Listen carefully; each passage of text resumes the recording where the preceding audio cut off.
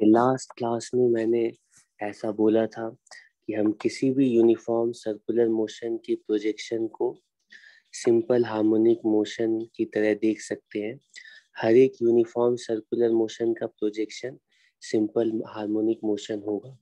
लेकिन last time में हमने एक स्पेशल केस लिया था जिसमें कि पार्टिकल, सर्कुलर मोशन करने वाला पार्टिकल अपना मोशन 0 डिग्री से स्टार्ट कर रहा था, जिसकी वजह से उसका प्रोजेक्शन अपना सिंपल हार्मोनिक मोशन ओरिजिन से स्टार्ट कर रहा था। लेकिन किसी भी जनरल केस के लिए हम ऐसा बोलेंगे कि सर्कुलर मोशन अपना मोशन कहीं से भी स्टार्ट कर सकता है। लेट अस से t=0 पर सर्कुलर मोशन करने वाला पार्टिकल कुछ यहाँ पर है, ठीक है। t=0 पर सर्कुलर मोशन करने वाले पार्टिकल की angular position, let us call it phi है, ठीक है।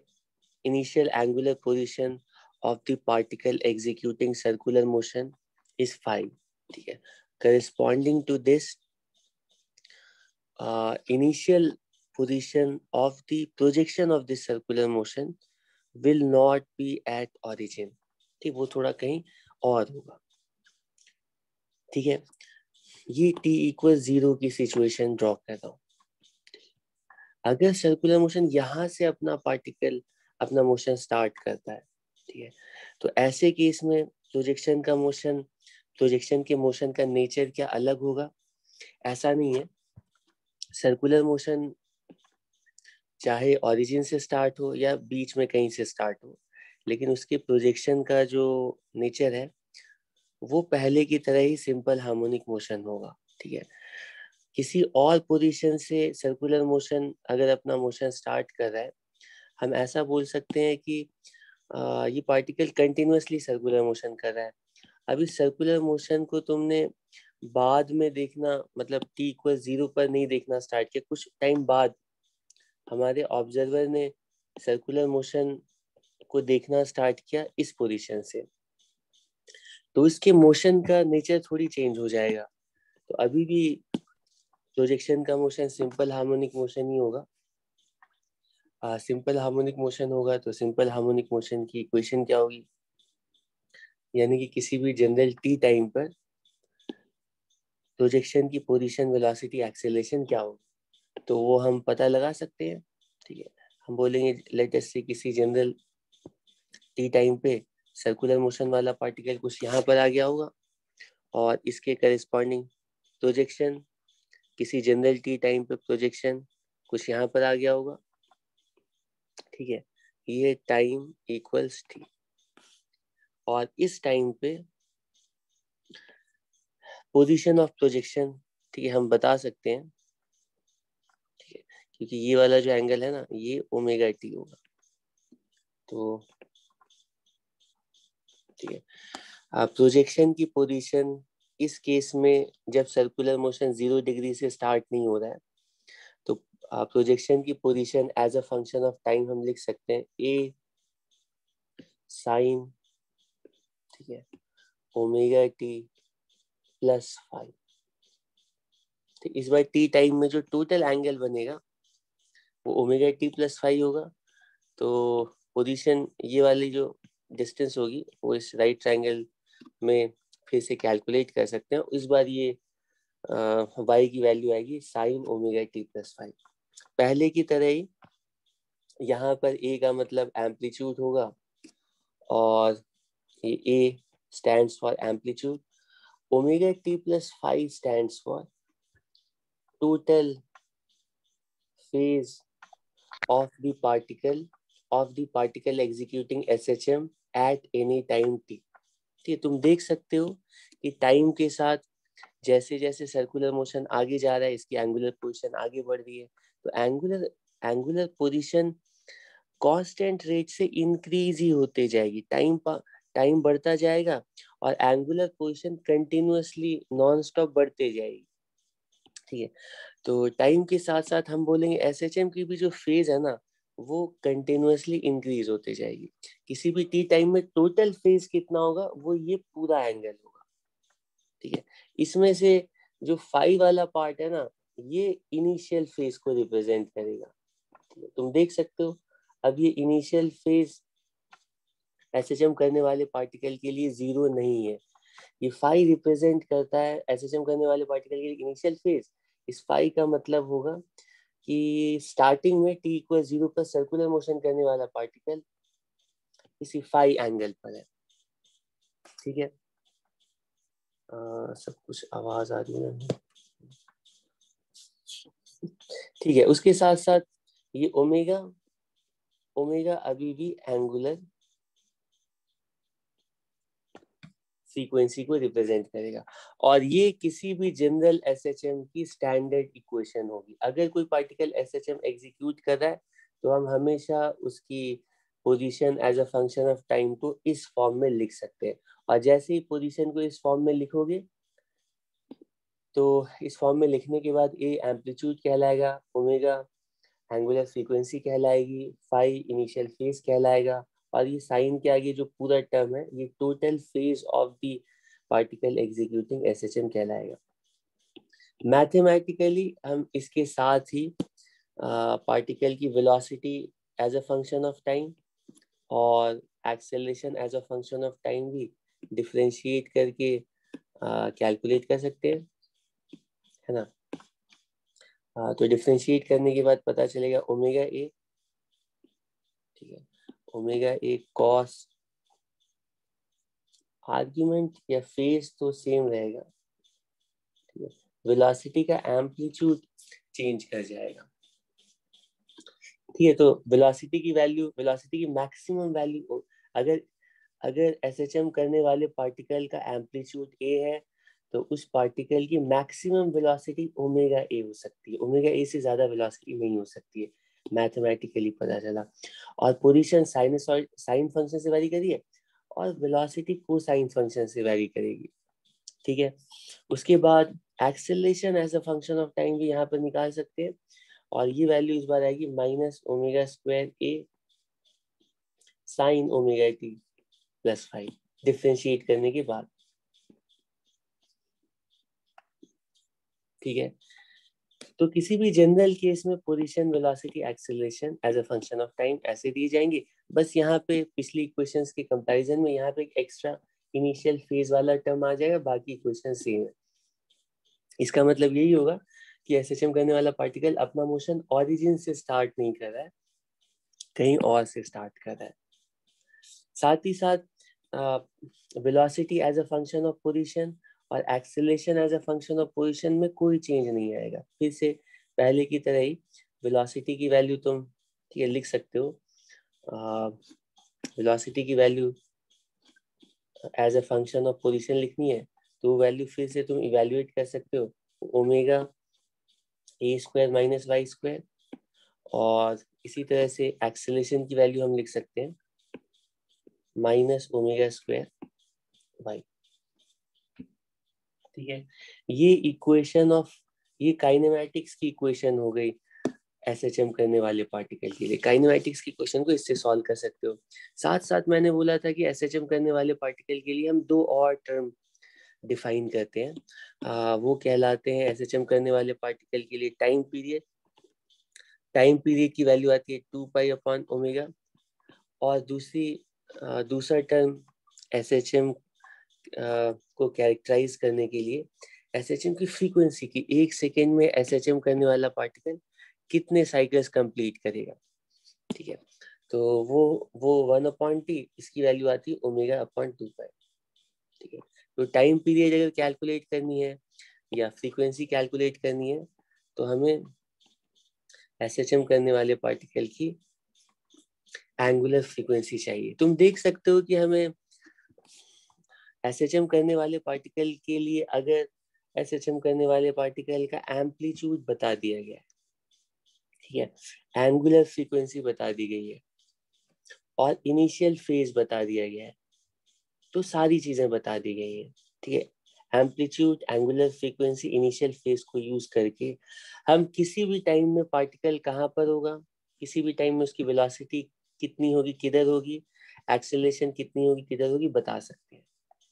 ठीक है, तो एम्पलीट्यूड बता दिया गया, एंगुलर फ्रीक्वेंसी और इनिशियल फेज पता है, तो एसएचएम के बारे में सारी चीजें पता है। ठीक, डायरेक्टली इन्हीं क्वेश्चंस को यूज करके एसएचएम के बहुत सारे क्वेश्चंस आते हैं। ठीक है, अब इसके बाद अगला पॉइंट आता है कि इनका ग्राफ कैसा होगा। तो ये सारे ग्राफ्स भी, इन सारे फंक्शंस के करस्पॉन्डिंग तुम्हें ग्राफ प्लॉट करना आना चाहिए। ठीक, ग्राफ से भी डायरेक्टली क्वेश्चंस आते हैं। तो मैंने लास्ट क्लास में ग्राफ्स प्लॉट किए थे पोजीशन, वेलोसिटी, एक्सेलरेशन के, लेकिन उस टाइम में इनिशियल फेज जीरो नहीं था, सॉरी इनिशियल फेज फाई नहीं था, इनिशियल फेज जीरो था। जब फाई की वैल्यू जीरो है तो फिर हमने ग्राफ्स प्लॉट किए थे। तुम देख सकते हो पोजीशन और वेलोसिटी का ग्राफ प्लॉट किया था। तो पोजीशन बिल्कुल साइनसॉइडली साइन फंक्शन की तरह वेरी कर रहा है। ठीक है, एम्पलीट्यूड ए है। ठीक है, और वेलोसिटी कोसाइन फंक्शन की तरह वेरी कर रहा है। स्टार्ट वो जीरो से नहीं हो रहा है, वेलोसिटी स्टार्टिंग में मैक्सिमम है। ठीक है, ओमेगा ए की इक्वल, और वो कोसाइन फंक्शन की तरह वेरी कर रहा है। ठीक है, और इसका एम्पलीट्यूड ओमेगा ए होगा। ठीक है, ये तो उस केस में ग्राफ आएगा जब इनिशियल फेज जीरो है। ठीक है, तुम देख सकते हो टी इक्वल जीरो पर ओरिजिन वाले पार्टिकल की जो पोजीशन है, ठीक है, वो कहाँ पर है, जीरो है। और जैसे जैसे टाइम पास हो रहा है पोजीशन बढ़ता जा रहा है, और 90 डिग्री पर तुम देख सकते हो। ठीक है, फर्स्ट क्वार्टर कंप्लीट करने के बाद पोजीशन मैक्सिमम हो गई, वेलोसिटी जीरो हो गई। फिर सेकेंड क्वार्टर कंप्लीट करने के बाद एसएचएम करने वाला पार्टिकल यहाँ आ गया है। ठीक है, तो इस पोजीशन पर क्या है, यहाँ पर पोजीशन फिर से जीरो हो गई, लेकिन वेलोसिटी फिर से मैक्सिमम हो गई अपोजिट डायरेक्शन में। ठीक है, और ये साइकिल कंटिन्यू चलता जाएगा। ठीक है, और इसी तरह से position versus acceleration, position sign function से वेरी करेगा, एम्पलीट्यूड ए होगा, एक्सेलरेशन भी एक्सेलरेशन माइनस साइन फंक्शन से। अच्छा, ये मैंने यहाँ पे क्या लिख दिया गलती से, sorry, as a function of time हमें लिखना है। तो ये वैल्यू आ रही थी माइनस ओमेगा स्क्वायर ए, ठीक है, साइन ओमेगा टी। तो acceleration as a function of time minus sine function से वेरी करेगा। ठीक, प्लॉट करने आएगा, आराम से बना सकते हैं। माइनस साइन फंक्शन कुछ ऐसा होता है। लेकिन ये सारे ग्राफ्स तब के लिए हैं, और एक्सेलरेशन का एम्पलीट्यूड होगा ओमेगा स्क्वायर, एक्सेलरेशन की मैक्सिमम वैल्यू ओमेगा स्क्वायर ए की इक्वल होगी।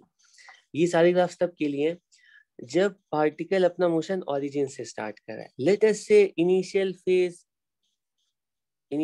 जीरो नहीं है, तो फिर ग्राफ की शेप कैसी आएगी पता है, टी इक्वल जीरो पर ओरिजिन पर नहीं होगा पार्टिकल। ठीक है, मान लो 30 डिग्री पर हुआ, तो ये 90 है, तो इसको 1/3 कर देते हैं। तो तुम गेस कर सकते हो कि अगर मान लो 30 डिग्री, इनिशियल फेज 30 डिग्री है, तो उस टाइम में पोजीशन और वेलोसिटी ग्राफ कैसे होंगे पता है, उस टाइम में वाई एक्सिस यहाँ पर होगा। ठीक है, समझाने के लिए बता रहा हूँ। और तुम देख सकते हो कि इस टाइम में, ठीक, इस टाइम में पोजीशन जीरो से स्टार्ट नहीं होगी, यहाँ से स्टार्ट होगी। फिर ये साइन ऐसे ही साइनसॉइडली वेरी करेगा। उसी तरह वेलोसिटी मैक्सिमम नहीं होगी, कुछ डिक्रीज कर गई होगी, और वेलोसिटी यहाँ से स्टार्ट होगी। ठीक, ऑब्वियसली अकॉर्डिंगली ये एक्स एक्सिस में हमें टाइम की वैल्यूज लिखनी पड़ेंगी। लेकिन मैं कह रहा हूँ ग्राफ की जो शेप होगी ना, वो जीरो से अब स्टार्ट नहीं होगी, किसी और पोजीशन से स्टार्ट होगी। ठीक है, अगर बोला जाए इनिशियल फेज 90 डिग्री है, मतलब पार्टिकल अपना मोशन, ठीक है, पॉजिटिव एक्सट्रीम से स्टार्ट कर रहा है, तो ग्राफ की शेप कैसी होगी पता है, इस तरह की। टी इक्वल जीरो पर पोजीशन ए है, मैक्सिमम है, और पोजीशन फिर ऐसे साइनसॉइडली वेरी कर रही है। और टी इक्वल जीरो पर वेलोसिटी जीरो है, ठीक, फिर अपोजिट डायरेक्शन में, मतलब नेगेटिव डायरेक्शन में वेलोसिटी बढ़ती है, नेगेटिव डायरेक्शन में मैक्सिमम होती है, फिर जीरो होती है, और ये साइनसॉइडली वेरी करती है। ठीक है, और ऐसा ही एक्सेलरेशन के लिए भी हम सोच सकते हैं। तो फिर काइनेमैटिक्स में इक्वेशन के बाद अगली चीज होती है ग्राफ बनाना। इन तीनों के तो ग्राफ बना चुके हैं, बाकी वेलोसिटी और एक्सेलरेशन के ग्राफ कैसे कैसे होंगे। ठीक है, तो वेलोसिटी और एक्सेलरेशन के ग्राफ अभी बिना ज्यादा सोचे सिर्फ फंक्शन को देख करके हम ड्रॉ कर सकते हैं। Acceleration as a function of position, ये भी हम लोगों ने, ठीक है, प्लॉट तो किया था, लेकिन इसको मैं दोनों ग्राफ को साथ में थोड़ा बना देता हूँ। ये वाई एक्सिस है, सॉरी एक्स एक्सिस है, ठीक है, यहाँ पे हम पोजीशन प्लॉट कर रहे हैं, और ये वाई एक्सिस है, यहाँ पे हम एक्सेलरेशन प्लॉट कर रहे हैं। तो पहली इक्वेशन, ठीक है, पहली इक्वेशन है a equals minus omega square Y, ठीक है। इसका ग्राफ कैसा होगा, ये भी ग्राफ आता है, पूछा जाता है कि मतलब अगर एसएचएम कर रहा है पार्टिकल तो इनमें से कौन सा ग्राफ एक्सेलरेशन पोजीशन ग्राफ है। तो अगर इसको प्लॉट करोगे तुम तो ये कुछ ऐसी शेप आएगी,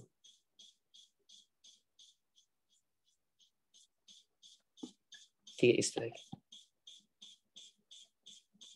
नेगेटिव स्लोप होगा, ठीक है। ये y इक्वल्स mx टाइप का ग्राफ है, स्लोप नेगेटिव होगा, और इनकी वैल्यूज कितनी कितनी होंगी तो वो हम बता सकते हैं। ये ओमेगा स्क्वायर ए है, और इधर माइनस ओमेगा स्क्वायर ए है।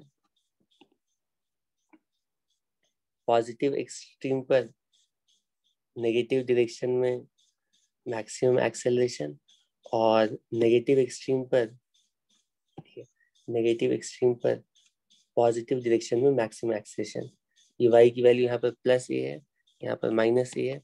और पार्टिकल जैसे जैसे पार्टिकल की पोजीशन, ये थोड़ा एक्सप्लेन किया था कि 0 से प्लस ए जा रही है, एक्सेलरेशन की वैल्यू, ठीक है, ऑपोजिट डायरेक्शन में इंक्रीज हो रही है। फिर वापस जब पार्टिकल की पोजीशन प्लस ए से 0 आ रही है तो एक्सेलरेशन की वैल्यू, ठीक है, डिक्रीज होते होते 0 हो जा रही है, ठीक है। ये फर्स्ट क्वार्टर और सेकेंड क्वार्टर की स्टोरी है, ठीक है। यहाँ से यहाँ तक एक्सेलरेशन, इधर यहाँ पे 0 एक्सेलरेशन, एक्सेलरेशन बढ़ते बढ़ते मैक्सिमम, फिर वापस सेकेंड क्वाड्रेंट में एक्सेलरेशन की वैल्यू, एक्सेलरेशन की डायरेक्शन सेम रहती है, डिक्रीज होते होते फिर 0 हो जाती है। फिर उसके बाद एक्सेलरेशन करने वाला पार्टिकल थर्ड क्वाड्रेंट में जाता है, 0 से माइनस ए जाता है, ठीक है। तो एक्सेलरेशन की वैल्यू ना, अब जैसे जैसे पार्टिकल नीचे जा रहा है, तो पार्टिकल जैसे जैसे नीचे जा रहा है तो एक्सेलरेशन ऊपर की तरफ, ऊपर की तरफ इंक्रीज हो रही है, पॉजिटिव डायरेक्शन में इंक्रीज हो रही है। तो एक्सेलरेशन 0 से, ठीक है, 0 से ओमेगा स्क्वायर ए के इक्वल हो जाती है एक्सेलरेशन की वैल्यू, यहाँ पर मैक्सिमम एक्सेलरेशन है, ठीक है, अपवर्ड डायरेक्शन में। और पोजीशन जैसे ही माइनस ए से, ठीक है, फिर वापस ओरिजिन पर जाती है तो एक्सेलरेशन की वैल्यू भी ओमेगा स्क्वायर ए से दोबारा 0 हो जाती है, ठीक है। ये सारे ये सारी चीजें मतलब एसएचएम करने वाला पार्टिकल जैसे जैसे, ठीक है, ट्रैवल कर रहा है अपने पाथ पे, अपने प्लस ए और माइनस ए के बीच में ऑसिलेट कर रहा है, तो सारी क्वांटिटीज, वेलोसिटी, एक्सेलरेशन, पोजीशन कैसे कैसे चेंज कर रही है, इसका एक अंदाजा दिमाग में साथ साथ होना चाहिए, तभी तुम अच्छे से, ठीक है, एसएचएम को समझ पा रहे हो, ठीक है। इसके बाद दूसरी रिलेशनशिप है velocity as a function of position, ठीक है। मैथमेटिकली भी प्लॉट कर सकते हैं और ऐसे भी एनालिटिकली भी सोच करके प्लॉट कर सकते हैं कि ग्राफ कैसा होना चाहिए, ठीक है। तो इसमें प्लॉट तो तुम आसानी से कर सकते हो, ये तो ये हमारे पास लेटेस्ट है, वाई एक्सिस पे वेलोसिटी प्लॉट कर रहे हैं इस बार, और ठीक है एक्स एक्सिस पे पोजीशन प्लॉट कर रहे हैं, ठीक है। शेप कैसी आएगी, तो ऐसे सोचते हैं, थोड़ा एनालिटिकली सोचते हैं, उसके बाद फिर सोचेंगे कि एक्चुअल ग्राफ की शेप क्या होगी। तो हम सोचेंगे y की वैल्यू, एसएचएम करने वाले पार्टिकल के बारे में सोचते हैं, जैसे जैसे, ठीक है, जैसे जैसे एसएचएम करने वाला पार्टिकल जैसे जैसे ओरिजिन से ऊपर जाता है, ठीक है, स्टार्टिंग में एसएचएम करने वाले पार्टिकल की वेलोसिटी मैक्सिमम होती है, ठीक है, और जैसे जैसे एसएचएम करने वाला पार्टिकल ऊपर जाता है वेलोसिटी डिक्रीज करते करते 0 हो जाती है, ठीक है। तो ओरिजिन पर y इक्वल 0 पर वेलोसिटी मैक्सिमम है, मतलब y इक्वल 0 पर वेलोसिटी कुछ मैक्सिमम ओमेगा ए होनी चाहिए, और जैसे जैसे पोजीशन हम बढ़ा रहे हैं, ठीक है, जैसे जैसे पोजीशन हम बढ़ा रहे हैं, ठीक है, तो ये पोजीशन जैसे जैसे इंक्रीज हो रही है तो वैसे वैसे वेलोसिटी इसकी धीरे धीरे डिक्रीज होते जा रही है। तो ग्राफ की जो शेप है ना कुछ ऐसे होनी चाहिए, ठीक है। पोजीशन बढ़ाते जाते हैं, वेलोसिटी डिक्रीज होते जाती है, पोजीशन बढ़ाते जाते हैं, वेलोसिटी डिक्रीज होते जाती है, और जब y इक्वल्स प्लस ए पर आते हैं, मतलब यहाँ पर इस पॉइंट पर वेलोसिटी बिल्कुल जीरो हो जाती है। तो शेप कुछ इस टाइप की होनी चाहिए, हम गेस कर रहे हैं, ठीक है। अब उसके बाद फिर से जब ये पार्टिकल वापस आएगा, मतलब पोजीशन धीरे धीरे डिक्रीज होगी, अब वेलोसिटी नेगेटिव हो जाएगी, तो ग्राफ नीचे आएगा। और जैसे जैसे नीचे आते आते पोजीशन जीरो होगी, मतलब पार्टिकल जैसे जीरो पर पहुंचेगा, उस टाइम में वेलोसिटी जो है ना फिर से नेगेटिव डायरेक्शन में मैक्सिमम हो जाएगी, माइनस ओमेगा के इक्वल। ठीक है, तो ओवरऑल शेप तुम गेस कर सकते हो कुछ इस तरह की होनी चाहिए। ठीक है, ऐसे भी ड्रॉ कर सकते हो, एनालिटिकली भी तुम बिल्कुल प्रॉपरली ग्राफ ड्रॉ कर सकते हो, लेकिन हम लोग इस एक्सप्रेशन को मैथमेटिकली, ठीक है, चेक करना चाहते हैं कि इसका ग्राफ कैसा आएगा। तो कोई प्रॉब्लम नहीं है, वाई और वी और वाई का रिलेशनशिप चाहिए हमें, तो वो तो है, लेकिन इसको थोड़ा सा रीअरेंज कर लेते हैं। यहाँ पर हम लिखेंगे वी स्क्वायर कर लेते हैं, तो वी स्क्वायर इक्वल्स, ठीक है, ये ओमेगा स्क्वायर, ठीक है, A square minus Y square, ठीक है। और इसको सिंप्लीफाई कर लेते हैं, तो we square upon omega square, या फिर ओमेगा स्क्वायर को मल्टीप्लाई कर देते हैं, तो ये हम लिखेंगे v square plus omega square y square equals omega square A square, ठीक है। और इसको तुम लिखोगे v square upon omega A का whole square plus y square upon A square equals 1। और ये इक्वेशन है एलिप्स की। ठीक है, तुम्हें पता होगा कि x square plus y square equals r square, ये सर्कल की इक्वेशन होती है। इसको चाहो तो तुम लिख सकते हो एक्स अपॉन आर, क्योंकि सर्कल भी स्पेशल एलिप्स होता है का होल स्क्वायर। ऐसा सर्कल सेंटर ओरिजिन पर है और रेडियस आर के इक्वल है। एलिप्स की जो इक्वेशन होती है x upon A square plus y upon B square equals 1। ठीक, इसमें जो रेडियस है ना वो सेम नहीं होते हैं एक्स एक्सिस पर वाई एक्सिस पर, इसको semi major axis semi minor axis बोलते हैं। ठीक है, तो एलिप्स की जो शेप होती है वो कुछ ऐसी होती है, इसमें एक्स के डिनोमिनेटर में जो है वो ये ए होता है और वाई के डिनोमिनेटर में जो है वो बी होता है। ठीक, ए को सेमी मेजर, बी को सेमी माइनर, ये एलिप्स की इक्वेशन है। ए और बी अगर सेम हो जाएंगे तो ये सर्कल बन जाएगा। तो तुम देख सकते हो वेलोसिटी वर्सेस पोजीशन जो वो बिल्कुल एलिप्टिकल शेप की आ रही है। तो हम एलिप्स प्लॉट कर लेते हैं, तो एलिप्स की जो शेप होगी कुछ इस तरह से होगी। ठीक है,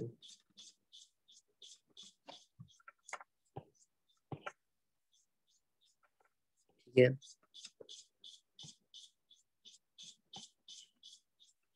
ये है हमारा। ठीक है, तो इसमें वैल्यूज भी चाहो तो तुम लिख दो, ये प्लस ए है, ये माइनस ए है, और वाई के नीचे ए है तो वाई के एक्सट्रीम्स ए के टर्म्स में, और वी के नीचे ओमेगा ए है, तो मैथमेटिकली भी बोल सकते हो ओमेगा ए और ये माइनस ओमेगा ए। लेकिन साथ साथ इसमें थोड़ा ऐसे सेंस भी डाल दो ताकि समझ में आए कि पोजीशन जैसे जैसे पार्टिकल की पोजीशन चेंज हो रही है तो वेलोसिटी किस डायरेक्शन में चेंज हो रही है। ठीक है, ओके, ये वेलोसिटी वर्सेस पोजीशन ग्राफ हो गया। तो velocity acceleration position, velocity position. ठीक है, अब क्या बचा है, अब ये सारे ग्राफ्स हो गए। ठीक है, ठीक है, अब इसके साथ साथ ये काइनेमैटिक्स कंप्लीट है। इसमें अब मुझे काइनेमैटिक्स में बस एक चीज बतानी है कि एसएचएम करने वाले पार्टिकल की किसी भी टी टाइम में एनर्जी क्या होगी। ठीक है, ये एसएचएम करने वाले पार्टिकल की किसी भी पोजीशन वाई पर एनर्जी क्या होगी। ठीक है, एनर्जी, टोटल एनर्जी कैलकुलेट करनी। ठीक है, तो वो करेंगे, लेकिन उससे पहले एसएचएम से थोड़ा और फेमिलियर होने के लिए, ठीक है, दो पॉइंट्स डिस्कस करना चाहता हूं मैं। सबसे पहले तो, ठीक है, मुझे एक बार एसएचएम करने वाले पार्टिकल के बारे में, ठीक है, तुम थोड़ा बताओ कि जैसे जैसे टाइम पास कर रहा है तो उसके लिए फेज, पोजीशन, वेलोसिटी और एक्सेलरेशन, ठीक है, फेज, पोजीशन, वेलोसिटी, एक्सेलरेशन, ये कैसे कैसे चेंज कर रहे हैं, ठीक है, ठीक है।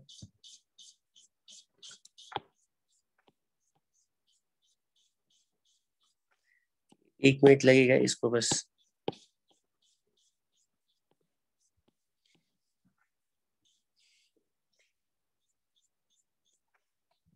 सर्कुलर मोशन यहाँ पर है, एसएचएम यहाँ पर है।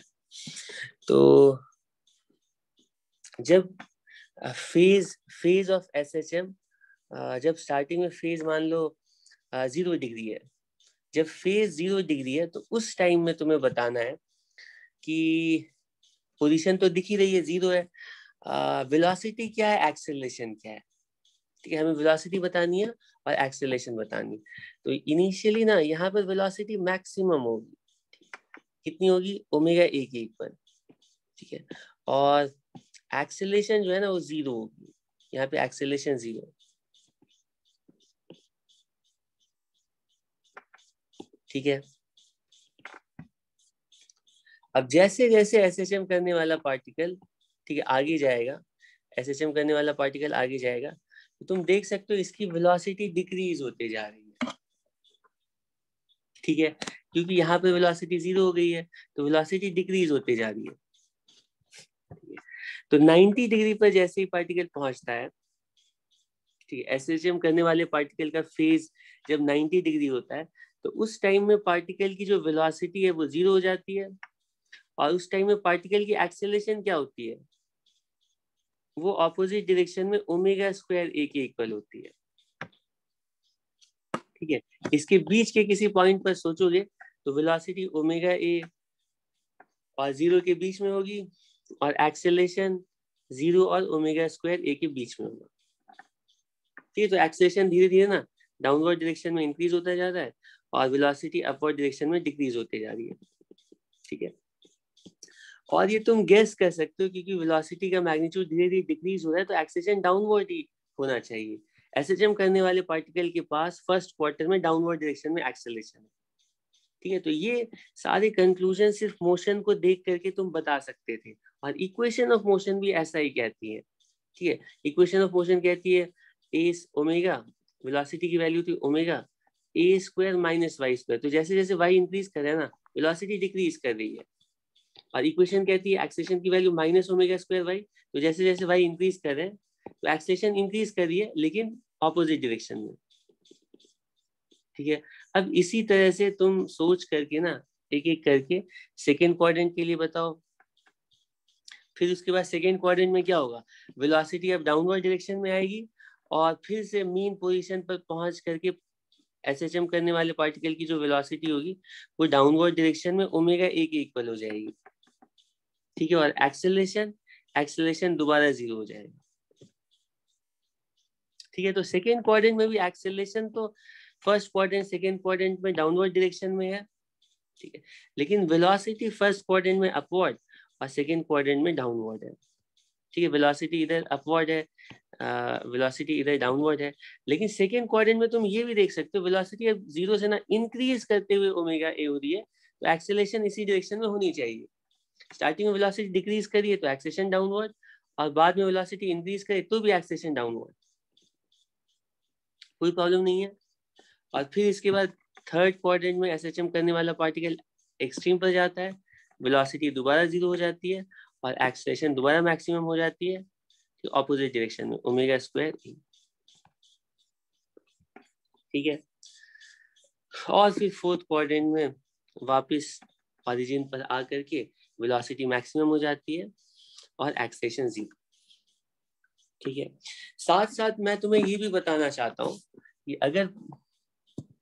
अगर तुम एसएचएम करने वाले पार्टिकल का मोशन देख रहे हो तो तुम्हें समझ में आना चाहिए कि एसएचएम करने वाला पार्टिकल और कुछ नहीं है, सर्कुलर मोशन का प्रोजेक्शन है, ठीक है। तो मैथमेटिकली तो तुमने एसएचएम करने वाले पार्टिकल की पोजीशन, वेलोसिटी, एक्सेलरेशन निकाली है, लेकिन अगर तुम एसएचएम करने वाले पार्टिकल को, ठीक है, सर्कुलर मोशन की प्रोजेक्शन की तरह अच्छे से देख पा रहे हो, तो तुम ये भी रियलाइज कर रहे होगे। अच्छा, इससे पहले मैं बता देता हूँ कि अगर हमारे पास इस तरह की कोई वर्टिकल वॉल है और इसके सामने कोई पार्टिकल, ठीक है, यूं ट्रैवल कर रहा है, वॉल के पैरेलल ट्रैवल कर रहा है, तो इस पार्टिकल की जो शैडो होगी वो भी साथ साथ सेम वेलोसिटी से ट्रैवल करेगी। ये अगर 10 मीटर पर सेकेंड से ट्रैवल कर रहा है तो ये भी 10 मीटर पर सेकेंड से ट्रैवल करेगा, शैडो भी 10 मीटर पर सेकेंड। दूसरा पॉइंट है, अगर ये पार्टिकल वॉल के परपेंडिकुलर ट्रैवल कर रहा है तो जो शैडो है ना उसकी स्पीड 0 होगी, ठीक है।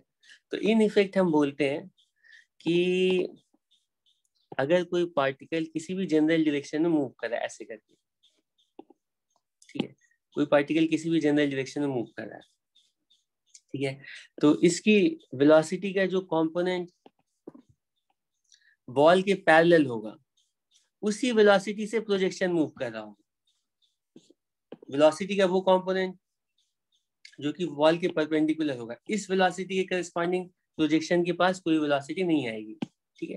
तो तुम इस तरह से भी सोच के बता सकते थे कि स्टार्टिंग में वेलोसिटी के बारे में पहले सोचते हैं, तो स्टार्टिंग में बिल्कुल जब ये पार्टिकल 0 डिग्री पर है उस टाइम में सर्कुलर मोशन करने वाले पार्टिकल के लिए तो वेलोसिटी एक्सेलरेशन हमें हमेशा पता है। सर्कुलर मोशन करने वाले पार्टिकल के लिए वेलोसिटी हमेशा टेंजेंट के along omega A, circular motion करने वाला पार्टिकल हमेशा ओमेगा ए से ही ट्रैवल कर रहा है, और सर्कुलर मोशन करने वाले पार्टिकल के पास एक्सेलरेशन हमेशा सेंटर की तरफ है, ओमेगा स्क्वायर एक एक पर। ठीक है, एक एक करके सोचते हैं। पहले वेलोसिटी के लिए बताओ, तो स्टार्टिंग में वेलोसिटी बिल्कुल वाई एक्सिस के पैरेलल है, तो इस टाइम में इसका प्रोजेक्शन जो है ना वो भी ओमेगा ए से ही मूव कर रहा है, ठीक है। लेकिन थीटा एंगल जाने के बाद, थीटा एंगल जाने के बाद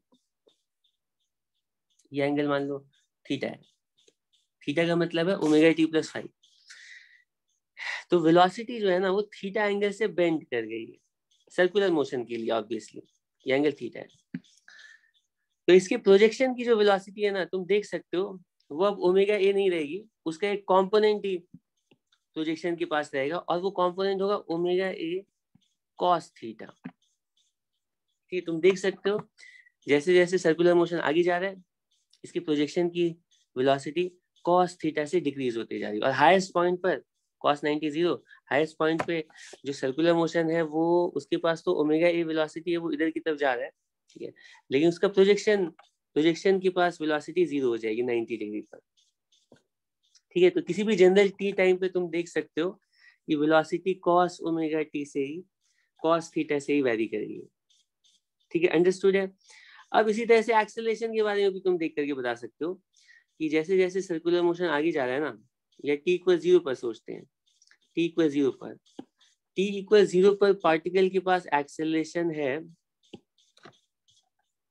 सर्कुलर मोशन की बात कर रहा हूँ, बिल्कुल सेंटर की तरफ ओमेगा स्क्वायर ए, प्रोजेक्शन का एक्सेलरेशन कितना होगा 0, ठीक, क्योंकि इसका कोई भी कंपोनेंट अभी प्रोजेक्शन के पास एक्सेलरेशन का कोई कंपोनेंट आएगा ही नहीं, ठीक। फिर क्वेश्चन उठता है ये बताओ थीटा एंगल पर क्या होगा, थीटा एंगल पर क्या होगा, तो थीटा एंगल पर एक्सेलरेशन तुम देख सकते हो, ये वाला जो एंगल है ना ये थीटा है इस बार, ये ओमेगा स्क्वायर ए है, तो तुम देख सकते हो कि टी टाइम पे थीटा एंगल पे प्रोजेक्शन की जो एक्सेलरेशन होगी ना वो डाउनवर्ड डायरेक्शन में होगी, और वो कितनी होगी omega square A sine theta,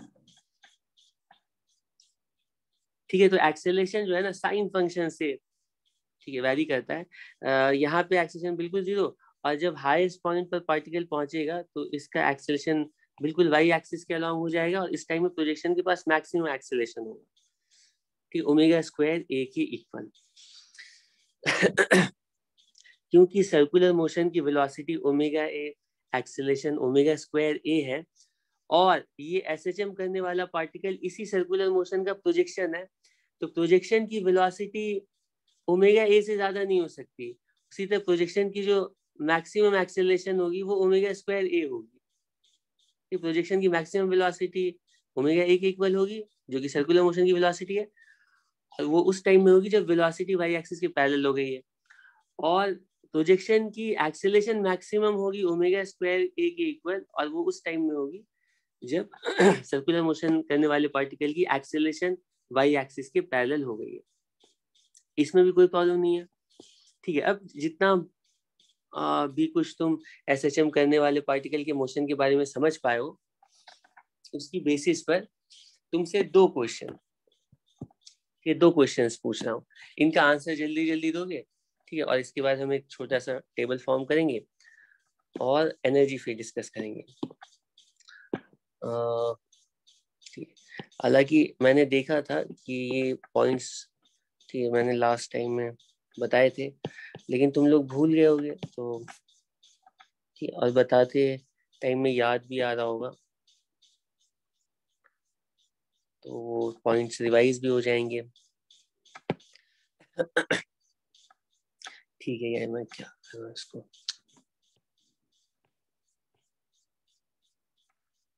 ठीक है, तो इसको हम क्या कर रहे हैं,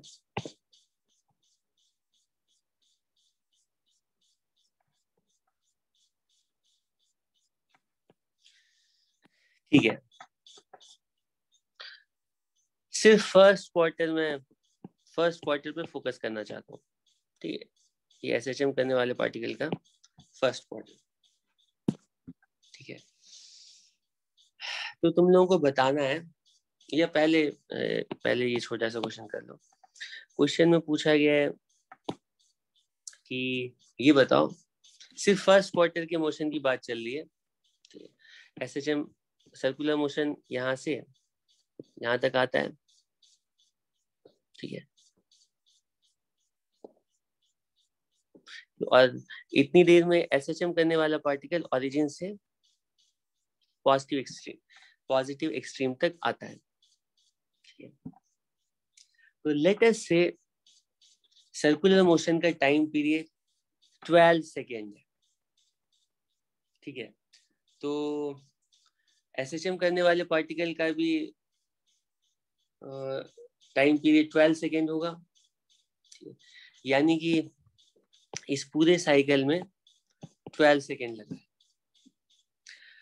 तो फर्स्ट क्वार्टर में कितना टाइम लगेगा, उसमें कोई एम्बिगिटी नहीं है, ये वाला मोशन बिल्कुल आइडेंटिकल है, उसी तरह से ये चारों क्वार्टर के मोशन बिल्कुल आइडेंटिकल है, इन चारों में सेम टाइम लगेगा। टोटल टाइम अगर 12 सेकेंड है, तो हाईएस्ट पॉइंट पर जाने का जो टाइम है वो 3 सेकेंड का है। दो क्वेश्चन पूछा गया है। पहला क्वेश्चन पूछा गया है कि अगर मीन पोजीशन से एक्सट्रीम पोजीशन जाने में एसएचएम करने वाले पार्टिकल को 3 सेकेंड लग रहा है, ठीक है, या मैं कह रहा हूँ कि इस सर्कुलर मोशन को भी यहाँ से हटाओ, इसमें अगर तुम्हें इसको छोड़ो, अभी सर्कुलर मोशन के बारे में पूछ ही नहीं रहा हूँ, मैं पूछ रहा हूँ एसएचएम करने वाला पार्टिकल तो तुम्हें पता है कैसे मूव कर रहा है। तो पूछा गया है कि अगर, ठीक है, मीन से एक्सट्रीम पोजीशन जाने में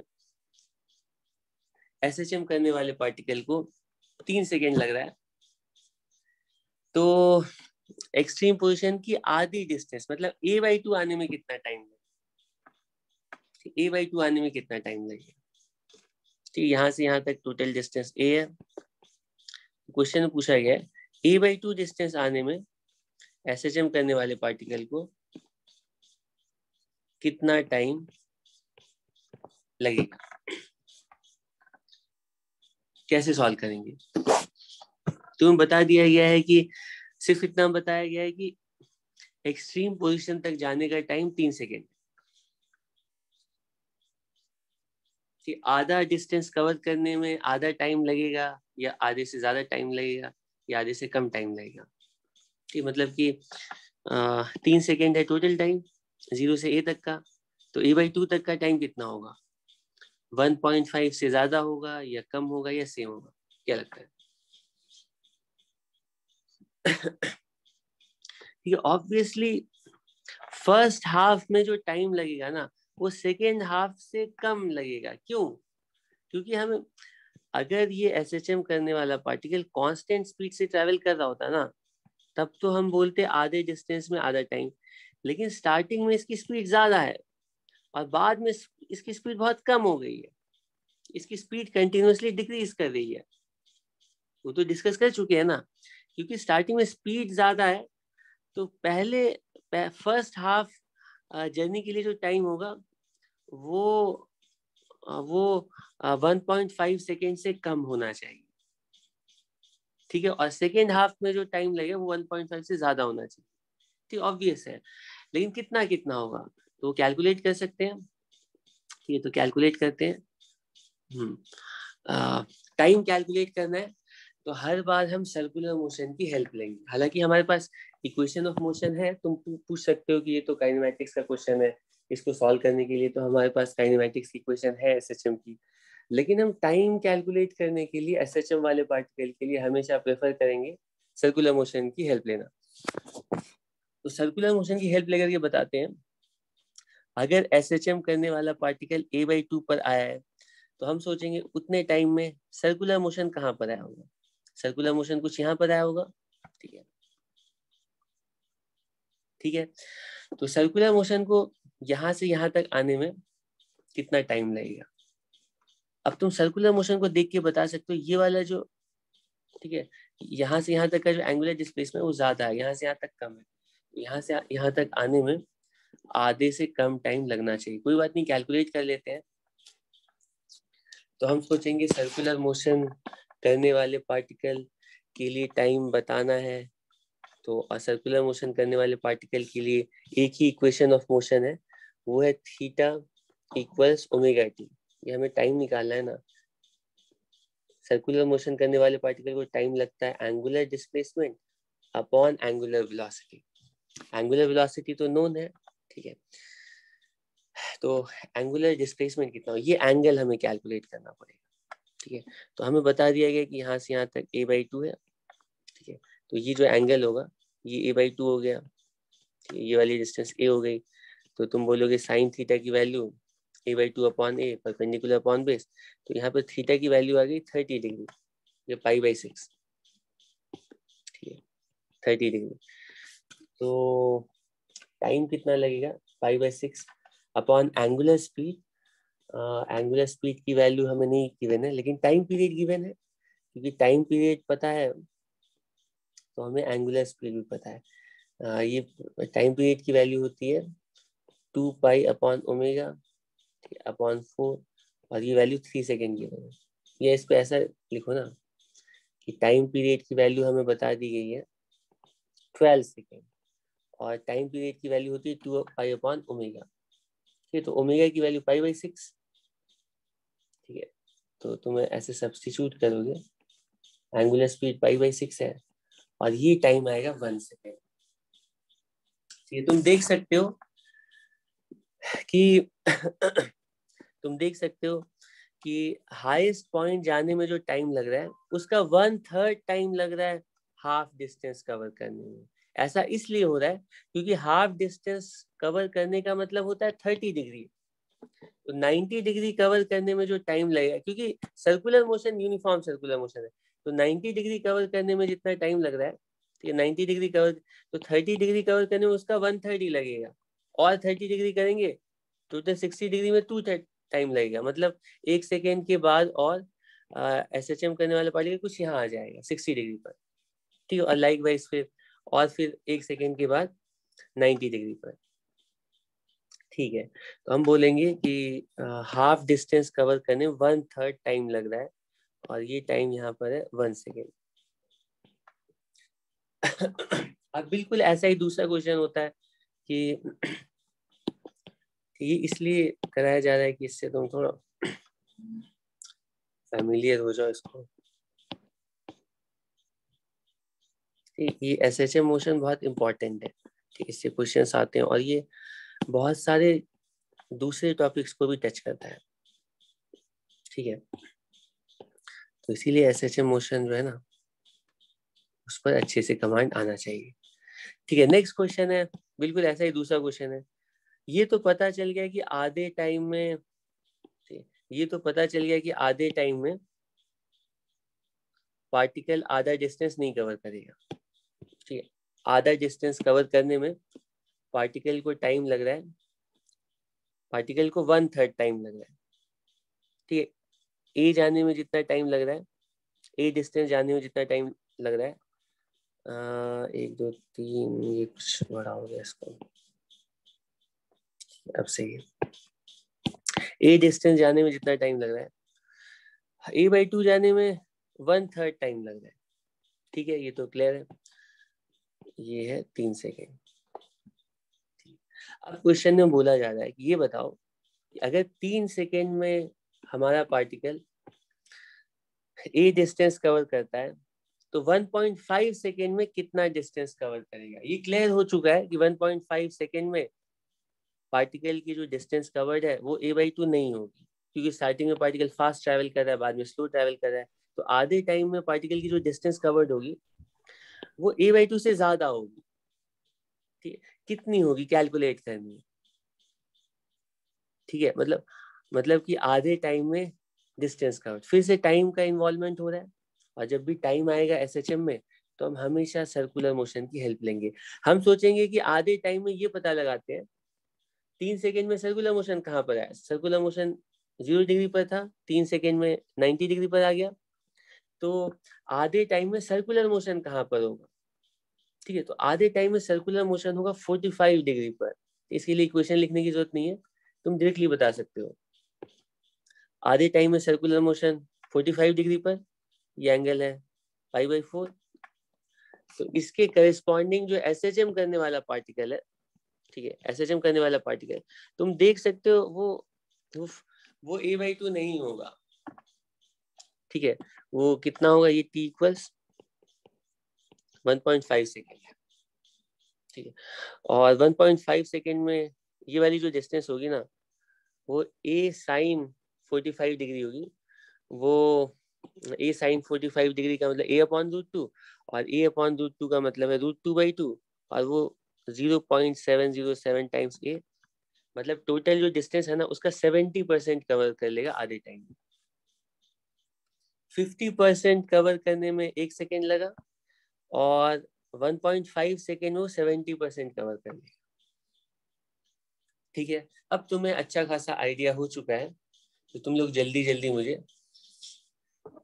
ठीक है, मैं चाहता हूँ एक ही पेज में सब कुछ आ जाए, और हम एक ही क्वार्टर ड्रॉ करना चाहते हैं। पहले इसको मैं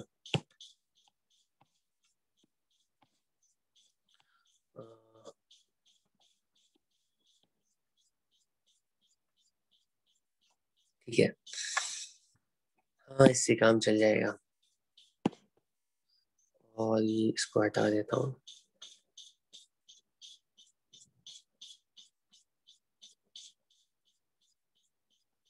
सिर्फ फर्स्ट क्वार्टर की हमें जरूरत है, तो इसी पर भी फोकस करते हैं,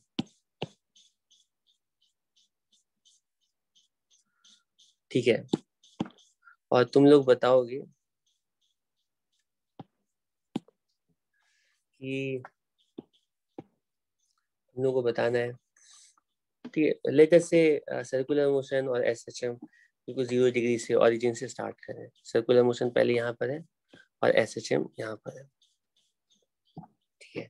तो तुम्हें बताना है कि ये टाइम है, फेज है, और इस फेज पर पोजीशन, वेलोसिटी, एक्सेलरेशन, ठीक है। तो सबसे पहले फेज है 0 डिग्री, यहीं से पार्टिकल अपना मोशन स्टार्ट कर रहा है, तो टाइम लेट अस से 0 डिग्री है। और पोजीशन क्या होगी, पोजीशन भी 0 है, यहाँ पर y 0 डिग्री पर पार्टिकल ओरिजिन पर है, तो पोजीशन 0 है। और इस टाइम में वेलोसिटी क्या है, एक्सेलरेशन क्या है, तो हमें पता है कि वेलोसिटी इस टाइम में मैक्सिमम है और एक्सेलरेशन 0 है, ठीक है। वेलोसिटी मैक्सिमम है। तो अगर पोजीशन पता चल गई तो तुम ω√a² माइनस y² से वेलोसिटी माइनस ω² a से एक्सेलरेशन निकाल सकते हो, या फिर वेलोसिटी एक्सेलरेशन निकालने के लिए तुम फेज की भी हेल्प ले सकते हो। वेलोसिटी की वैल्यू होती है ω a cos थीटा के इक्वल, ठीक, कॉस ऑफ टोटल फेज। और एक्सेलेरेशन की वैल्यू होती है minus omega square A sine theta के इक्वल। ठीक है, तो फेज से भी तुम वेलोसिटी एक्सेलेरेशन बता सकते हो, पोजीशन से भी बता सकते हो, तो तुम्हें जो मर्जी आए उससे तुम पोजीशन वेलोसिटी और एक्सेलेरेशन बताओगे। मैं तुम्हें ये तीनों क्वांटिटीज पहले पूछना चाहता हूँ कि इसके बाद लेट अस से कुछ टाइम के बाद फेज हो जाता है 30 डिग्री। तो 30 डिग्री आने में टाइम कितना लगेगा और 30 डिग्री आने में पोजीशन क्या होगी। तो हम सोचेंगे 30 डिग्री पहले बना लेते हैं, काम करते हैं 30 डिग्री बना लेते हैं। तो 30 डिग्री कुछ होगा यहाँ पर 30 डिग्री और यहाँ पे 60 डिग्री। ठीक है, इसको 30 है। ठीक है, ये सब इक्वल एंगल्स लग रहे हैं ना। ये 30 कुछ यहाँ पर होगा, ठीक है, और यहाँ पर होगा। सही है। ठीक है, तो अब 30 डिग्री पर SHM वाला पार्टिकल कुछ यहाँ पर आ गया है और सर्कुलर मोशन वाला जो पार्टिकल है वो कुछ यहाँ पर दिख रहा है और ये एंगल है 30 डिग्री। ठीक है, ये एंगल है 30 डिग्री। ठीक है, तो 30 डिग्री पर पोजीशन क्या होगी, वो साइन 30 के इक्वल होगी। तो पोजीशन तो आ रही है A/2 के इक्वल। और 30 डिग्री आने में टाइम कितना लगेगा, टाइम लगेगा 1/3, क्योंकि 90 डिग्री में जितना टाइम है, सर्कुलर मोशन यूनिफॉर्म है, SHM यूनिफॉर्म नहीं है। तो 90 डिग्री आने में टाइम कैपिटल T लग रहा है, तो 30 डिग्री आने में उसका 1/3 टाइम लगेगा, यानी कि 1/3 टाइम में, ठीक है, पार्टिकल हाफ डिस्टेंस कवर कर लिए। ठीक है, और इस टाइम में वेलोसिटी क्या होगी, एक्सेलेरेशन क्या होगी, वो तो तुम ऐसे ही देख के जल्दी जल्दी बता सकते हो। वेलोसिटी की वैल्यू होगी cos 30, यहाँ पे वेलोसिटी ज्यादा होगी, ठीक है, और एक्सेलेरेशन की value minus omega square A/2। कि आधे डिस्टेंस कवर करने के बाद वेलोसिटी की वैल्यू आधी नहीं हुई है, वो √3/2 0.866 ओमेगा ए की इक्वल है। ठीक है, अब उसके बाद 60 डिग्री के लिए बताओ। जैसे ही पार्टिकल 60 डिग्री पर पहुंचेगा, जैसे ही पार्टिकल 60 डिग्री पर पहुंचेगा, ठीक है, मैंने फिगर बहुत हद तक एक्यूरेट बनाया है, तो तुम्हें अंदाजा होना चाहिए कि SHM करने वाले पार्टिकल के साथ साथ, सर्कुलर मोशन करने वाले पार्टिकल के साथ साथ SHM करने वाला पार्टिकल कैसे आगे ट्रैवल कर रहा है। ठीक है, ये टाइम है 1/3 टाइम और ये टाइम है 2/3 टाइम। ठीक है, तो 30 डिग्री फिर 60 डिग्री अगर कवर कर रहा है पार्टिकल, तो 60 डिग्री कवर करने में पार्टिकल को टाइम लग रहा है 2/3 टाइम, और 60 डिग्री कवर करने के बाद पार्टिकल कहाँ पर पहुंचे, ये वाली डिस्टेंस कितनी हो जा रही है, तो वो साइन 60 डिग्री करेंगे, तो ये डिस्टेंस आ रही है, कितनी आ रही है, √3A/2। ठीक है, यानी कि 86% के आसपास, मतलब ऑलमोस्ट ये एक्सट्रीम पोजीशन पर 2/3 टाइम में ये ऑलमोस्ट एक्सट्रीम तक पहुंच गया है। ठीक है, ये वैल्यू √3A/2 होगी। इसको मैं एक काम करता हूँ, इसको ऐसे लिखता हूँ, ये 0.5A, ठीक है, और ये, ठीक है, ये दोनों वैल्यूज हैं 0.866 ओमेगा ए, और ये वैल्यू है 0.5 माइनस ओमेगा स्क्वायर ए। 60 डिग्री पहुंचने पर 0.866 ए, 86% तक पार्टिकल की जो पोजीशन है ना, ये 86% हो गई है 0.866 ए, और पार्टिकल की जो वेलोसिटी है वो तुम cos 60 करोगे हाफ, तो वेलोसिटी हो गई है, यहाँ पर जाकर के वेलोसिटी हाफ हुई, यहाँ से यहाँ तक वेलोसिटी हाफ से ज्यादा है, 6 मतलब 86% पर पहुंच कर 60 डिग्री पर पहुंच करके वेलोसिटी आधी हुई है। ठीक है, मतलब वेलोसिटी स्टार्टिंग में ज्यादा है 0.5 ओमेगा ए, ठीक है, ओमेगा ए, और एक्सेलरेशन की वैल्यू जो जितना पोजीशन है उतनी ही एक्सेलरेशन वैल्यू होगी। ठीक है, और फिर अगले 30 डिग्री में टोटल टाइम टी हो जाएगा और पार्टिकल 90 डिग्री पर पहुंच जाएगा, और 90 डिग्री पर पहुंचने के बाद पोजीशन की वैल्यू ए हो जाएगी, वेलोसिटी की वैल्यू 0 हो जाएगी, और एक्सेलरेशन माइनस ओमेगा स्क्वायर। ठीक है, तो ये 1/3 टाइम इंटरवल पे पार्टिकल कहाँ कहाँ पहुंच रहा है ये हम लोग देख रहे थे। इसको मैं लिख भी देता हूँ, ये है 0.5 ए, और ये 0.866 ए, और ये है ए। ठीक है, लेकिन इसमें एक टाइम मैंने छोड़ दिया है, बिल्कुल हाफ टाइम में पार्टिकल कहाँ पर पहुंचेगा। हाफ टाइम में 45 डिग्री पर पहुंचेगा, इस टाइम में फेस 45 डिग्री, और इस टाइम में पोजीशन क्या होगी, आधे टाइम में पार्टिकल ना कुछ यहाँ पर पहुंचेगा 70%।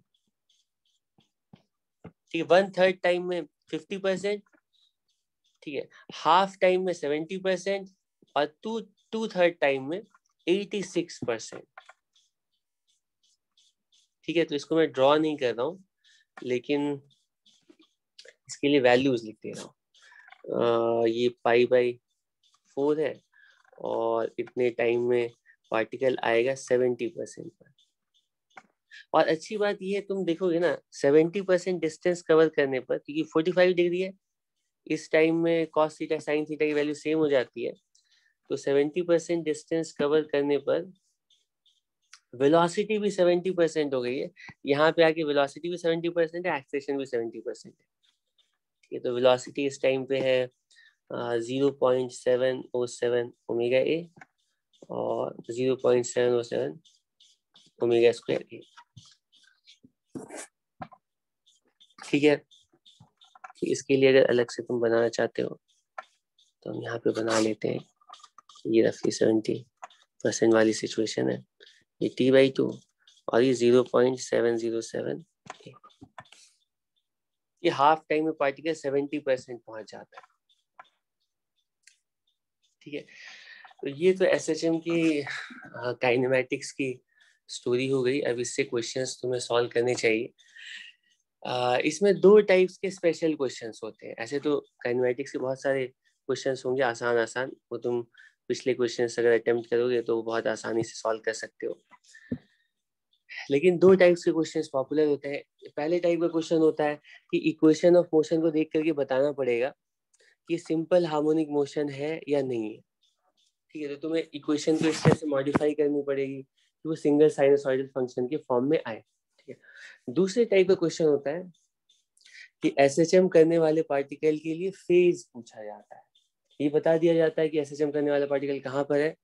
पूछा जाता है कि इस टाइम में एसएचएम करने वाले पार्टिकल का फेज क्या होगा। ठीक है, तो 1-2 क्वेश्चंस ऐसे ले लेते हैं। लेट अस से हमें पूछा गया है y इक्वल्स a/2 पर फेज क्या होगा। कैसे सॉल्व करेंगे। फेज का मतलब होता है कि ये एसएचएम करने वाला पार्टिकल जिस सर्कुलर मोशन का प्रोजेक्शन है, उस सर्कुलर मोशन के लिए एंगुलर पोजीशन क्या है, यही होती है ना फेज का मतलब। ये वाला जो एंगल, यही तो थीटा होता है। ठीक है, तो a/2 पर फेज क्या होगा, तो a/2 के करेस्पॉन्डिंग पता लगाते हैं सर्कुलर मोशन कहाँ पर होगा। ये तो सिंपल क्वेश्चन है, और ये तो अभी अभी तुम लोगों ने देखा है। ऐसे क्वेश्चन तो तुम आसानी से कर सकते हो। ठीक है, a/2 पर एसएचएम करने वाला पार्टिकल a/2 पर, तो सर्कुलर मोशन कुछ यहाँ पर होगा, इसके करेस्पॉन्डिंग ठीक है एंगल क्या होगी, तो वो तुम निकाल सकते हो। ये एंगल हमें कैलकुलेट करना है, यही एंगल फेज है। ठीक है, total phase of the particle executing SHM. ठीक है, तो ये एंगल क्या होगा, उसके लिए तुम सोचोगे हमें बता दिया गया है यहाँ से यहाँ तक की डिस्टेंस a/2 है, तो तुम ट्रायंगल बनाओगे, ये डिस्टेंस a है, ये डिस्टेंस a/2 है, साइन थीटा की वैल्यू हाफ हो रही है, यानी तुम बोलोगे थीटा की वैल्यू 30 डिग्री। ये सही आंसर होगा। सही आंसर तो है, लेकिन ये कंप्लीट आंसर नहीं है, क्योंकि अगर एसएचएम करने वाला पार्टिकल a/2 पर है, तो सर्कुलर मोशन करने वाला पार्टिकल जब 30 डिग्री पर होगा तब तो प्रोजेक्शन a/2 पर आएगा ही, लेकिन सर्कुलर मोशन चलते चलते एक बार और एक और पोजीशन है सर्कुलर मोशन के लिए, जिसके करस्पॉन्डिंग एसएचएम करने वाला पार्टिकल a/2 पर आएगा, और वो ना सेकेंड क्वाड्रेंट में आएगा। ठीक है, तो सिर्फ a/2 बताया गया है, तो a/2 पर एसएचएम के 2 फेज हो सकते हैं, क्योंकि तुम सोच सकते हो किसी भी पर्टिकुलर पोजीशन पर एक्सट्रीम पॉइंट्स को छोड़ करके किसी भी पर्टिकुलर पोजीशन पर एसएचएम करने वाला पार्टिकल 2 बार आ रहा है। ठीक, एक बार अपवर्ड मोशन, डाउनवर्ड मोशन। ठीक है, तो सिर्फ पोजीशन बता दी गई है, तो हम यूनिक फेज नहीं बता सकते। एक पोजीशन के लिए 2 पॉसिबल फेजेस हो सकते हैं, तो उसके लिए तुम्हें साथ में ये भी बोला जाता है कि एसएचएम करने वाला पार्टिकल किस डायरेक्शन में ट्रैवल कर रहा है। ठीक, अगर एसएचएम करने वाले पार्टिकल की वेलोसिटी अपवर्ड डायरेक्शन में होगी, तो उसके corresponding circular motion first quadrant में और फेज 30 डिग्री। ठीक है, और अगर एसएचएम करने वाले पार्टिकल के बारे में बता दिया गया वो डाउनवर्ड डायरेक्शन में मूव कर रहा है a/2 पर, तो इस टाइम में उसके corresponding circular motion second quadrant में और फेज 150 डिग्री होगी। ठीक है, तो वेलोसिटी अगर पॉजिटिव है, ठीक, वेलोसिटी पॉजिटिव, तो फेज की वैल्यू हम 30 डिग्री लिखेंगे, और वेलोसिटी अगर नेगेटिव है तो फेज की वैल्यू 150 डिग्री। ठीक, 5π/6। ठीक है, सॉल्व कर लोगे? 2 क्वेश्चन जल्दी जल्दी सॉल्व करके बताओ। ठीक है, तो हम लोग फिर आगे चलते हैं। फेज बहुत इंपॉर्टेंट पार्ट है, मैं पहले ही बता चुका हूँ। फेज अच्छे से समझ में आएगा तो वेव्स तुम वेव भी समझ सकते हो। लेट अस से -a/√2 है, ठीक है, और वेलोसिटी इज पॉजिटिव। फेज की value, phase of the particle calculate करना है, बताओ।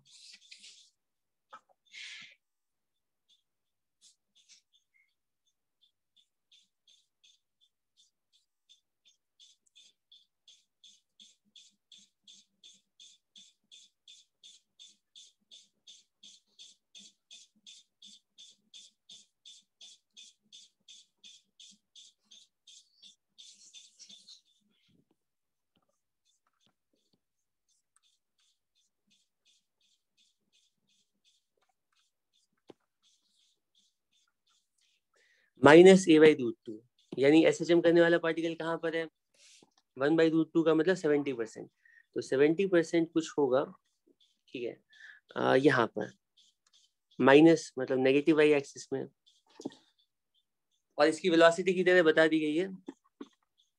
अच्छा, अगर -a/√2 पर एसएचएम करने वाला पार्टिकल है, यहाँ से यहाँ तक ना बता दिया गया है ये वाली जो डिस्टेंस है, ठीक है, a/√2 है। माइनस का मतलब नेगेटिव वाई में। इसके करस्पॉन्डिंग सर्कुलर मोशन कहाँ पर होगा?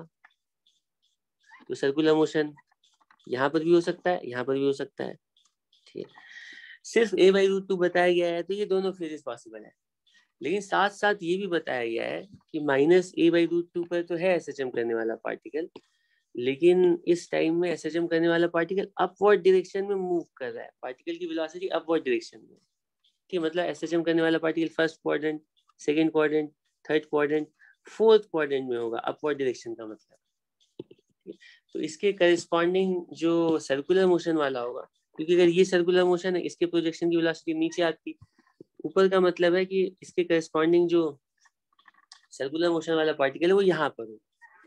अब इसके लिए फेज कैलकुलेट करना है, तो क्या प्रॉब्लम है? तो सबसे आसान इजीएस्ट क्वेश्चन है ना, इसको मैं काम करता हूँ।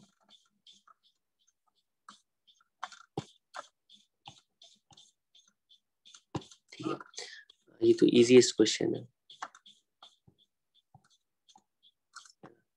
तो इसके करस्पॉन्डिंग हमें बताना है कि फेज क्या होगा, तो हमें एंगुलर पोजीशन बतानी है, और सर्कुलर मोशन की एंगुलर पोजीशन का मतलब है पॉजिटिव एक्स एक्सिस से ये पूरा कंप्लीट एंगल बताना पड़ेगा। तो ज्योमेट्री यूज करके ये a/√2 है, ये a है, तो इस राइट ट्रायंगल में साइन थीटा की वैल्यू 1/√2, तो ये वाला एंगल पता चल जाए 45 डिग्री, तो टोटल एंगल 360 - 40 360 माइनस 45 डिग्री, या इसको लिख सकते हो 2 पाई माइनस पाई बाई 4। तो फेज की वैल्यू आ जाएगी 2 पाई माइनस पाई बाई 4 कितना होगा 7 पाई बाई 4। 315 डिग्री, या इसको लिखेंगे 7 पाई अपॉन। ये phase of the particle executing SHM होगा। इस टाइम में पार्टिकल का जो फेज है वो 7 पाई बाई 4 के ऊपर। ठीक है, ओके ठीक है। और फेज के क्वेश्चन नहीं करा, ये तुम लोग कर सकते हो। ठीक है, अब इसके बाद लास्ट पॉइंट काइनेमैटिक्स का डिस्कस कर लेते हैं, एनर्जी ऑफ पार्टिकल।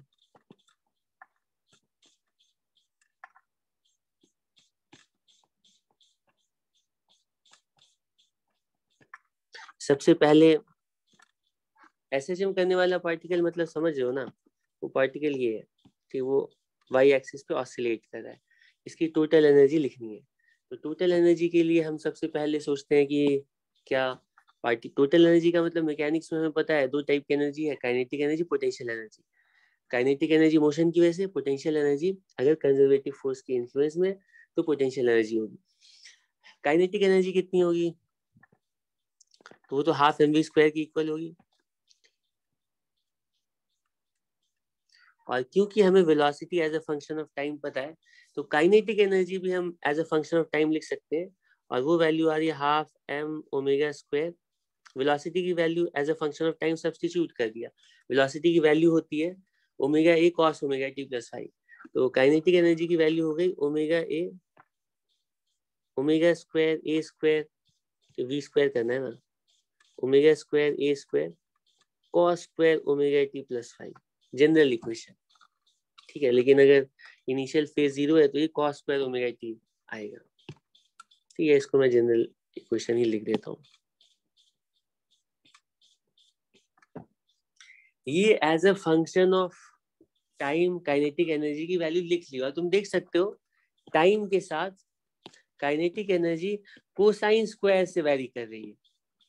ठीक है, और साथ साथ हो सकता है कि तुम्हें kinetic energy as a function of position पूछी जाए, तो v की वैल्यू ना y के टर्म्स में लिखते हैं। v की वैल्यू y के टर्म्स में हम लिखेंगे, तो v की वैल्यू होती है omega under root A square minus Y square. Substitute करोगे तो ये वैल्यू आ रही है हाफ m ओमेगा स्क्वायर, ठीक है, A square minus Y square. ये as a function of position, as a function of time. अब सोचते हैं कि क्या पार्टिकल के पास पोटेंशियल एनर्जी होगी कि नहीं, तो उसके लिए देखना पड़ेगा कि पोटेंशियल एनर्जी है या नहीं। उसके लिए हमें देखना पड़ेगा कि पार्टिकल के ऊपर जो फोर्सेस है वो कंजर्वेटिव है या नहीं। यहाँ पे हम काइनेमैटिक्स डिस्कस कर रहे हैं, पोजीशन वेलोसिटी एक्सेलेरेशन निकाल रहे हैं, इससे फोर्स का कैसे पता चलेगा, पता चल सकता है न्यूटन्स लॉ से। एक्सेलेरेशन पता है तो फोर्स भी पता है। हमें पता है कि पार्टिकल की जो एक्सेलेरेशन है ना वो माइनस ओमेगा स्क्वायर वाई है, तो पार्टिकल के ऊपर जो फोर्स है वो mass times acceleration minus m omega square Y है। ये वाला टर्म तो किसी भी पार्टिकल के लिए जो एसएचएम कर रहा है फिक्स होगी। तो तुम देख सकते हो फोर्स जो है ना, ठीक है, माइनस वाई के प्रोपोर्शनल है। ठीक है, और ऐसा फोर्स हम पहले से डिस्कस कर चुके हैं। ये फोर्स वैसा है, इस फोर्स का नेचर वैसा ही है जैसा स्प्रिंग फोर्स का नेचर है, क्योंकि स्प्रिंग फोर्स के बारे में हम लोगों ने डिटेल में चेक किया हुआ है कि स्प्रिंग फोर्स कंजर्वेटिव फोर्स होता है, उसके लिए kinetic sorry potential energy calculate की हुई है। यहाँ पे भी हम कंफर्म होकर के बोल सकते हैं कि एसएचएम करने वाले पार्टिकल के ऊपर जो नेट फोर्स है वो हमेशा कंजर्वेटिव नेचर का होगा, और उसके करस्पॉन्डिंग जो पोटेंशियल एनर्जी होगी हाफ के वाई स्क्वायर। तो एक्स एक्सिस के अलोंग अगर पार्टिकल एसएचएम कर रहा है तो उसके लिए पोजीशन एक्स कोऑर्डिनेट के टर्म्स में बताएंगे, और सारी इक्वेशन जो हमने लिखी है वो वैलिड होंगी, बस y की जगह x आ जाएगा। और अगर y एक्सिस के अलोंग में ट्रैवल कर रहा है तो पोजीशन डिस्प्लेसमेंट y के टर्म्स में लिखेंगे। लेकिन उससे क्या फर्क पड़ता है, तो अगर डिस्प्लेसमेंट y क्या लॉन्ग है, तो हम बोलेंगे पोटेंशियल एनर्जी की वैल्यू हाफ के वाई स्क्वायर होगी। ठीक है, पोटेंशियल एनर्जी की वैल्यू पता चली गई। तो potential energy as a function of, पहले एज अ फंक्शन ऑफ, इसको मैं लिख देता हूँ, पोटेंशियल एनर्जी की वैल्यू पता चल गई हाफ के का मतलब क्या है, के का मतलब ये वाला टर्म कि एफ इक्वल्स के एक्स होता है ना, तो उसमें जो डिस्प्लेसमेंट के आगे जो कांस्टेंट है, ठीक, इसी को हम के बोलते हैं और इसी के टर्म्स में हम पोटेंशियल एनर्जी कैलकुलेट करते हैं। तो के की वैल्यू एसएचएम करने वाले पार्टिकल की, एसएचएम करने वाले पार्टिकल के लिए के का मतलब एम ओमेगा स्क्वायर है, तो पोटेंशियल एनर्जी की वैल्यू होगी half m omega square y square. ठीक है, तो पहले इसको as a function of time लिखते हैं और as a function of time ये वैल्यू आ रही है, हाफ वाई की वैल्यू लिख देते हैं half m omega square A square sine square omega t plus 5, और पोजीशन के टर्म्स में लिखेंगे, ये तो पहले से ही पोजीशन के टर्म्स में, तो इसको हमें कन्वर्ट करने की जरूरत नहीं है, ये पोजीशन के टर्म्स में ऑलरेडी है। टोटल एनर्जी कैलकुलेट करेंगे, चाहे as a function of time add करें, चाहे as a function of position add करें, तुम देख सकते हो कि किसी भी केस में टोटल एनर्जी की वैल्यू वो half m omega square A square की इक्वल होगी। तो काइनेटिक एसएचएम करने वाले पार्टिकल की टोटल मैकेनिकल एनर्जी हमेशा कंजर्व रहेगी और कांस्टेंट होगी, और उसकी value half m omega square A square होगी। ठीक है, होनी भी चाहिए, क्योंकि नेट फोर्स जो एक्ट कर रहा है वो कंजर्वेटिव नेचर का है, कोई नॉन कंजर्वेटिव नेचर का फोर्स है ही नहीं। तो टोटल एनर्जी की वैल्यू हमेशा half m omega square A square की इक्वल होगी। अब एनर्जी से क्या क्या क्वेश्चन पूछे जाते हैं, सबसे पहले ग्राफ पूछा जाता है, kinetic energy, potential energy, as a function of time plot करो, फिर as a function of position plot करो। ये दोनों काम तुम कर सकते हो। ठीक है, पहले हम एज अ फंक्शन ऑफ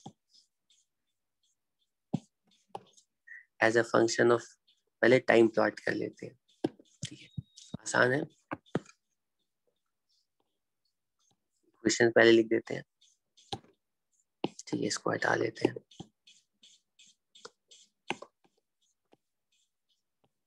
ठीक है,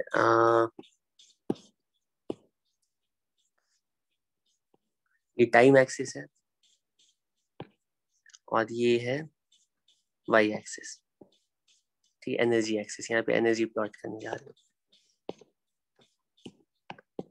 ठीक है, सबसे पहले काइनेटिक एनर्जी, सबसे पहले kinetic energy cos square function की तरह वैरी करेगा। ठीक है, बस मैं कंक्लूड कर रहा हूँ थोड़ी देर में, 2-3 मिनट में कंक्लूड कर रहा हूँ। कॉस स्क्वायर फंक्शन कैसा होता है, तो हमें पता है, या पहले साइन स्क्वायर के बारे में सोच लेते हैं, ये पहले ही बता चुका हूँ। साइन स्क्वायर फंक्शन तो इस तरह से हो गया, ये साइनसॉइडल फंक्शन, इसका स्क्वायर करेंगे तो नेगेटिव वैल्यू पॉजिटिव हो जाएगी। ठीक है, लेकिन स्क्वायर करने के बाद जो साइन स्क्वायर फंक्शन की जो शेप होगी ना, वो साइन थीटा से नीचे रहेगी, तो साइन थीटा से कम होगी। ठीक है, तो ये जो साइन स्क्वायर फंक्शन का जो ग्राफ है वो साइन फंक्शन से, ये साइन है और ये साइन स्क्वायर है। ठीक है, तो जीरो जीरो पर तो साइन भी जीरो और साइन स्क्वायर भी जीरो, और 90 डिग्री पर साइन भी 1 और साइन स्क्वायर भी 1, लेकिन इसके बीच में जब साइन थीटा की वैल्यू 1 से कम है तो साइन स्क्वायर थीटा की वैल्यू हमेशा और कम होगी। ठीक, अगर कोई नंबर 1 से कम है उसका स्क्वायर करते हैं, वो वैल्यू और डिक्रीज होती है, तो साइन स्क्वायर कुछ ऐसा होगा, वो ये दोनों ओवरलैप नहीं करेंगे। एक पॉइंट तो ये, और दूसरा पॉइंट है कि ये वाला जो पॉइंट है ना, ये स्मूथ होगा। तो ये भी एक्सप्लेन कर चुका हूँ कि अगर ग्राफ के किसी पॉइंट पर टेंजेंट हम ड्रॉ कर पाते हैं, तो फिर वो वाला पॉइंट जो है ना वो स्मूथ ही होना चाहिए। ठीक है, अगर कोई ग्राफ ऐसा आ रहा है, ठीक है, इस तरह से ऐसे आ रहा है और ऐसे आ रहा है, तो इस पॉइंट पर टेंजेंट डिफाइंड ही नहीं है, क्योंकि यहाँ पे टेंजेंट हम ड्रॉ ही नहीं कर सकते। ठीक ठीक है, तो जब भी ग्राफ स्मूथ होगा तो उस पर टेंजेंट ड्रॉ कर पाएंगे और उस पॉइंट पर एग्जिस्ट करेगा, ठीक है, डेरिवेटिव एग्जिस्ट करेगा। ठीक है, चलो मैं इसको नेक्स्ट क्लास में डिस्कस करता हूँ। ठीक है, थैंक यू।